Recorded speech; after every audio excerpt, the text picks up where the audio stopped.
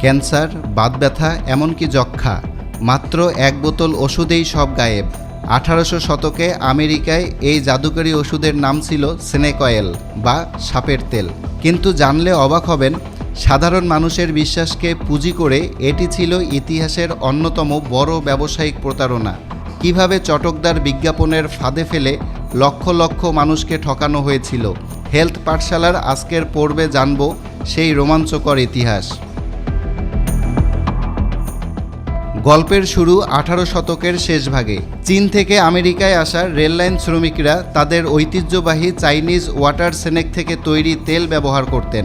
এতে প্রচুর omega 3 fatty acid থাকায় তা জোড়ার ব্যথা ও প্রদাহ কমাতে সাহায্য করত।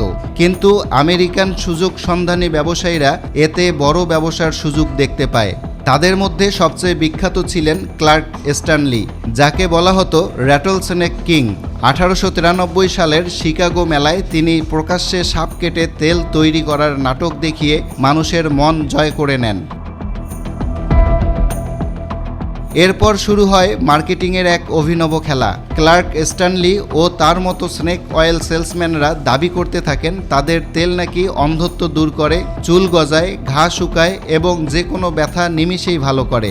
খবরের কাগজে চটকদার বিজ্ঞাপন, ভাড়া করা ভুয়া রোগী দিয়ে সুস্থতার মিথ্যা সাক্ষী দেওয়া এবং শহর জুড়ে বড় প্রদর্শনী করে তারা লোক ঠকানো শুরু করে। বিজ্ঞাপনের ফাঁদে পড়ে মানুষ তাদের কষ্টের উপার্জিত টাকা ঢেলে দেয় এই ভুয়া ওষুধে। কিন্তু মিথ্যার স্থায়িত্ব কতদিন?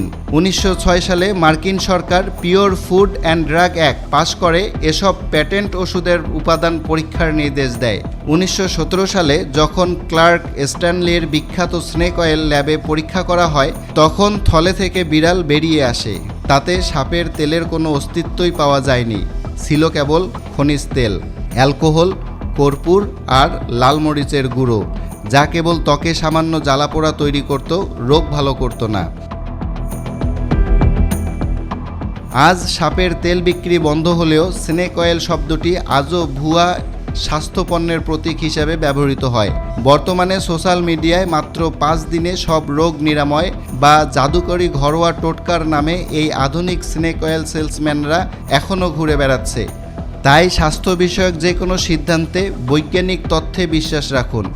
স্বাস্থ্য বিষয়ক এমন শিক্ষণীয় ও সচেতনতামূলক ভিডিও দেখতে হেলথ পাঠশালার সাথেই থাকুন।